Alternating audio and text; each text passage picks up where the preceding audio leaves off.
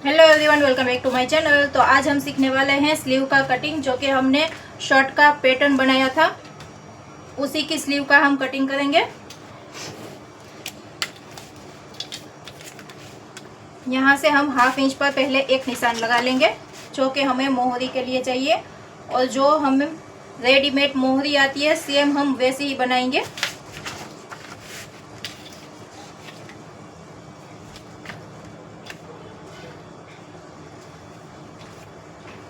जैसा इसमें बना हुआ है सेम टू सेम हम वैसा ही बनाएंगे। इसमें बिल्कुल भी हम कोई भी चेंज नहीं करने वाले। यहाँ से इस तरह से रखना है, यहाँ पे एक मार्किंग करना है और यहाँ पर स्लीव और बॉडी पार्ट का जहाँ पे जॉइंट आ रहा है वहाँ पे हमें एक निशान लगाना है और उससे 1/2 इंच ऊपर एक निशान लगाना है मार्जिन के लिए। यहाँ से हम ऐसे खींच कर पकड़ेंगे, जहाँ पर हमारा फुल स्लीव का नाप आ रहा है वहाँ पर हम एक निशान लगाएंगे। एक ऐसे फिटिंग वाला निशान लगाएंगे और एक ऐसे हम आर्म होल की लेंथ वाला निशान लगाएंगे। ठीक है, तो ये हमारा आर्म होल वाला निशान है। इसके बाहर हमें 1/2 इंच मार्जिन के लिए चाहिए और इसके अंदर भी हमें 1/2 इंच मार्जिन के लिए चाहिए।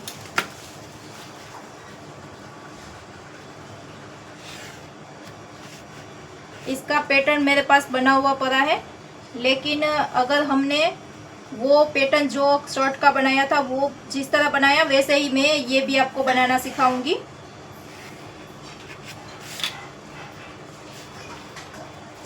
और ये भी हम देख लेते हैं ये कहाँ तक है।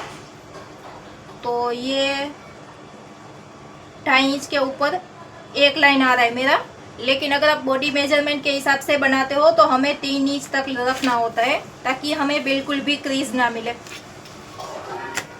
ये हमारा फिटिंग था। इसके बाहर हमें 1/2 इंच जाना है। ठीक है, यहाँ तक हमारा मार्किंग हो चुका है।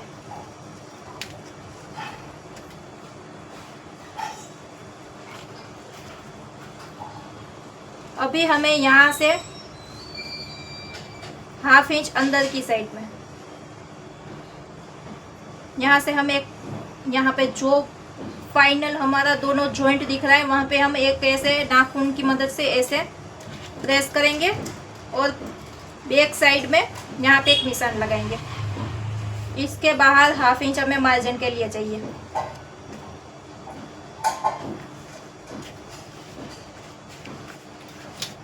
तो हमें ऐसे नॉर्मली शेप दे देना है।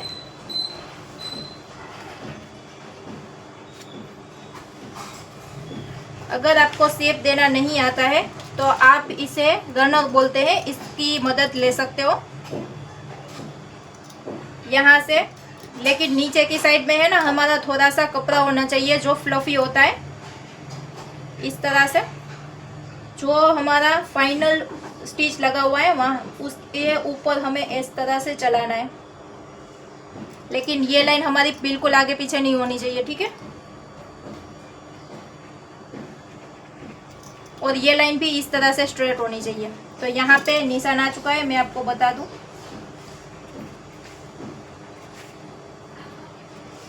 ये हमारा निशान है, लेकिन हमें यहाँ तक मार्जिन भी चाहिए। तो ये जो हमारा ऊपर वाला निशान था वो इस तरह से मिल चुका है। अब हम इसे कटिंग कर लेंगे। ये हमारा फ्रंट साइड का थोड़ा सा निशान था, तो हम बैक साइड के लिए अलग से मार्क कर लेंगे।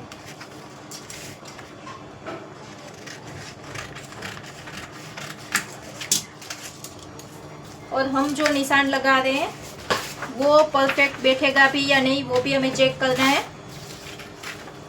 तो ये 1/2 इंच अंदर की साइड से हमें ऐसे नाप लेना है।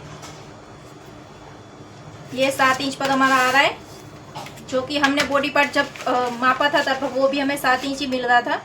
तो हमें दोनों मिला के हमें 14 इंच चाहिए यहाँ पे। ठीक है। इस तरह से हाफ इंच अंदर की साइड में हम मार्किंग करेंगे। ये 7.25 पे आ रहा है, 8.25, और इसे 8.25 को हम यहाँ पे रखेंगे।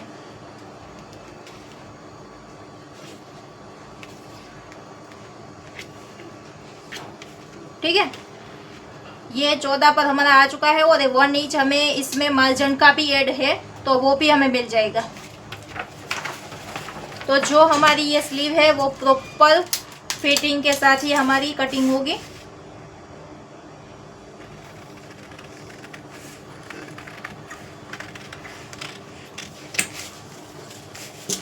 ये हमारी शॉर्ट स्लीव है। अगर आप इसे लॉन्ग स्लीव बनाना चाहते हो तो आपको यहाँ से सिर्फ ज़्यादा हमें जितना हमारा लेंथ है उतना हमें ऐड कर देना है।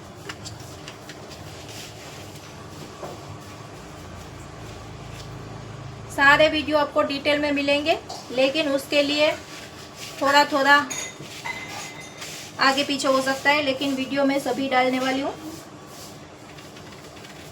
आगे की साइड में इस तरह से कटिंग कर लेंगे, हल्का सा, बहुत ज़्यादा नहीं, 0.25 जितना। ठीक है, जब हम कटिंग कर रहे हैं तो ये हाफ इंच हमारा बिल्कुल भी आगे पीछे नहीं होना चाहिए। तो ये हमारा स्लीव बनके रेडी हो चुका है। अगर आप नॉर्मल स्लीव बनाते हो जो कि हम टेलर से सिलवाते हैं, तो उसके लिए आपको आगे की साइड में 1.5 इंच प्लस करना होगा। ठीक है, टोटल लेंथ प्लस मोहरी के लिए 1.5 इंच, और जो आर्महोल का हमें जॉइंट लगाना होता है उसके लिए हाफ इंच, टोटल हमें 2 इंच प्लस करना होगा। ठीक है, हाफ इंच यहाँ पे, 1.5 इंच यहाँ पे, और यहाँ पे हमारा जितना मोहरी है उसमें हमें सिर्फ हाफ इंच ही प्लस करना है, इस तरह से। और यहाँ पे प्रॉपर हमारा निशान आ जाए यहाँ तक, इसके बाद हमें हाफ इंच ले लेना है। और ये जो है ऑन फोल्ड की साइड होना चाहिए, और ये भी ऑन फोल्ड है, तो ये हमारा बिल्कुल भी आगे पीछे नहीं होना चाहिए। यहाँ से हमें एक निशान लगा लेना है जितना कि हमें मार्जिन के लिए चाहिए। उसके बाद ये स्ट्रेट निशान होगा, और ये निशान इस निशान के साथ मिलना चाहिए, मतलब ऐसे हमारा कॉर्नर बनना चाहिए। उसके बाद ही आपको सारे के सारे निशान लगाने हैं। तो ये हमारा स्लीव बन के तैयार हो चुका है।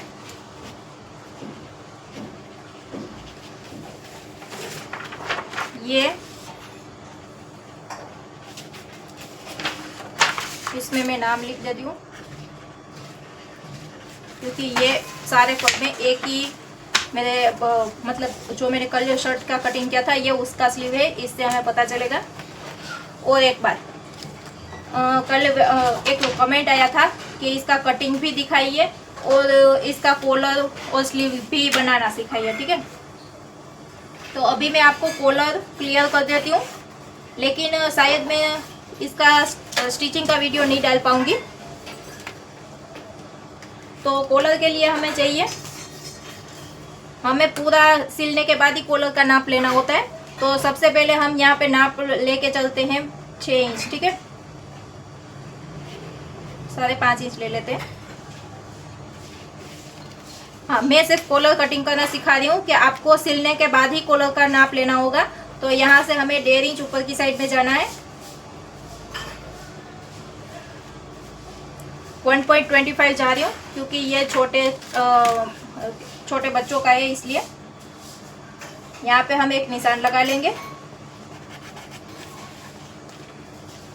और यहाँ तक। यहाँ से हमें जितना हमारा लेंथ होता है कॉलर का बैक के लेंथ में, जितना हमारा ब्रॉड नेक आया है उतना हमें यहाँ से स्ट्रेट मार्किंग लेना है। उसके बाद हमें यहाँ से इस तरह से शेप दे देना है, जहाँ तक जा रहा है वहाँ तक हमें जाने देना है। इसके बाद हमें छोटे बच्चों की जो होती है कॉलर, वो बहुत ज़्यादा बड़ी नहीं होती, तो हमें बिल्कुल मीडियम ही साइज़ लेनी है, बहुत ज़्यादा हैवी नहीं लेनी है। तो यहाँ पे मैं 1 इंच का लूँगी।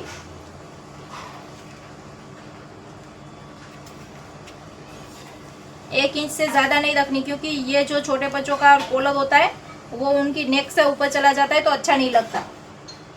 अगर आपके पास मेन माप का है, उसके ऊपर से ही आप कटिंग कर रहे हो ना, तो आपको क्या करना है, जो शर्ट का आप कटिंग कर रहे हो उसमें आपको नाप लेना है कितना आ रहा है।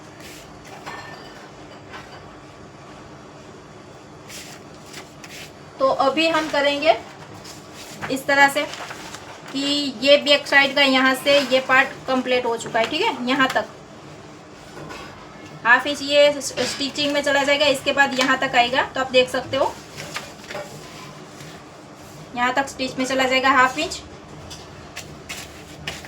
इसके बाद जो हमारा ये है फ्रंट साइड का नेक, उसे हम इस तरह से बनाएंगे।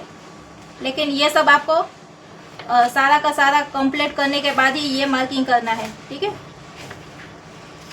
इस तरह से यहाँ पे भी हाफ इंच हमारा मार्जिन में जाएगा।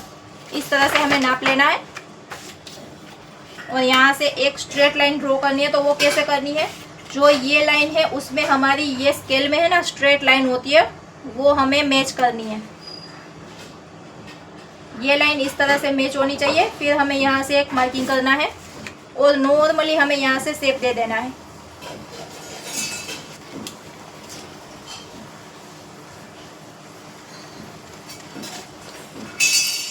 जो आपको समझ में नहीं आता वो आप मुझे कमेंट करके पूछ सकते हो, मैं सभी की कमेंट का रिप्लाई देती हूँ।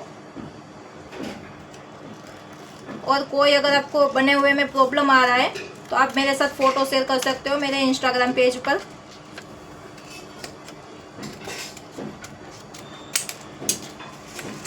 तो ये हमारा कॉलर बन के रेडी हो चुका है।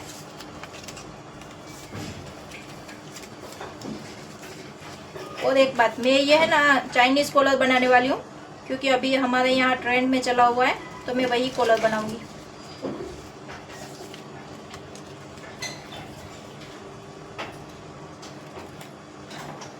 ठीक है, ये इस तरह से हमारा कॉलर बन के रेडी होगा।